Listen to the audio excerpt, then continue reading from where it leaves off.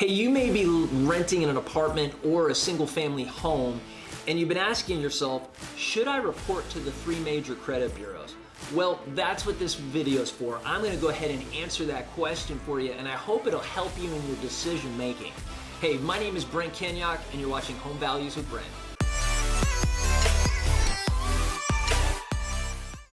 Well, I don't know if you know this or not, but there are different credit bureaus out there, but there's 3 main credit bureaus. I call them the big dogs, right? You got Equifax, which was established back in 1899. They're the oldest. But then you have Experian, which is the youngest, and they were established in 1996, and then TransUnion in 1968. These are the 3 major credit bureaus, and I think it's good to have 3 of them. Why? Because it brings those checks and balances. So now you look at lenders or insurance providers or employers, they're gonna look to get credit information to help predict risk, okay? So let's just use a lender example here. A lender is gonna loan you money. They wanna know, are you a high risk, a low risk? If they give you at least the money they give you, are they gonna get that back? But then look, they're looking to make money. This is a business and they make the money off the interest. So they wanna see if you're gonna pay that back. So they'll look to get some of your credit information to see, is it worth it? Is it too much of a high risk? Now, the thing you need to know about the 3 credit bureaus, they have a database with over 200, information with over 200 million people. I think it's around 220 million people that they have information for. That's a lot of people. Now, what that does is it helps. Again, let's go back to a lender. A lender may only report to one of the credit bureaus depending on how big the loan is. Let's take a look at a mortgage lender. Because you're giving out a larger amount because of a home purchase, they're gonna check with all 3 of the credit bureaus because it's a higher risk because of the amount of money. So it's important that there is a purpose for these 3 credit bureaus, and sometimes there could be different information in that. Well, let me just say there are similarities with the credit bureaus, but let's focus on the differences. There's 2 areas, different information and different scores. Let's look at different information. Now, you have lenders that might have a specific relationship with one of the credit bureaus and only report to that one, but not to the other 2. And let's say they report a delinquency. Well, that's different information going to the 3 because 2 of them aren't getting it, but that one credit bureau is getting it. So that's important to understand that different information could go to the 3 different ones. Now, that then could affect different scores because not all creditors are going to report to all 3. So what you'll find with a mortgage lender, because they're giving out a larger loan and there's a higher risk, they're going to go to all 3. And if they see different scores, they're going to go ahead and choose that middle score. Okay, so that's important. And when it comes to scoring, you have FICO and you have Vantage Score, okay? The thing you need to know about them is that there are different models, and there are 2 different models and 2 different approaches. So it's important to understand that you have FICO, a FICO score, and then a Vantage Score. FICO has been around a little bit longer than Vantage Score. So if there are differences, let's look at the reasons for the differing info. First of all, there are mistakes. Now let me just say something. Out of 220 million people, how many people have the name Bob Johnson, right? There's a lot of Bob Johnsons out there. And so sometimes maybe you could get a mix up in the names. Maybe there's just other mistakes that happen. But the nice thing about 3 credit bureaus, you're normally not gonna see that in all 3 of them, but there can be mistakes. Hey, here's a solution to that problem. Report to all 3 because it brings those checks and balances, okay? Number 2, competition. Now remember, the 3 credit bureaus, they're not exchanging information with one another. These are businesses and they're in competition, right? So they're not sharing that information with one another.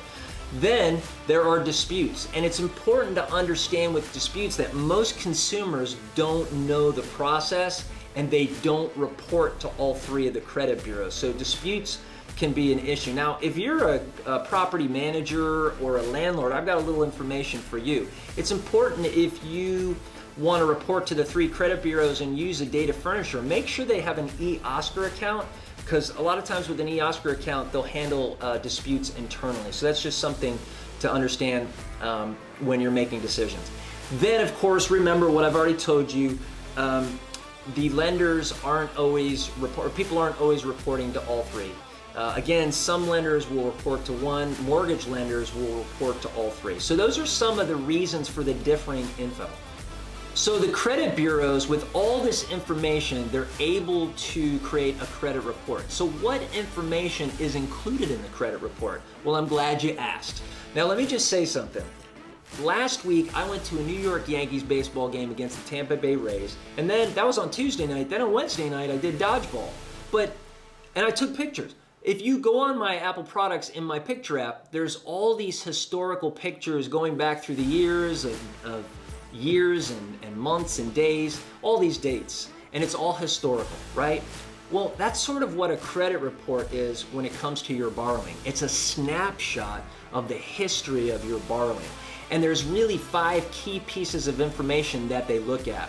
And again, we talked a little bit, number one, we talked a little bit about FICO scores and Vantage scores. There's 5 parts to your scoring. Number one is your payment history. That's about 35% of your score.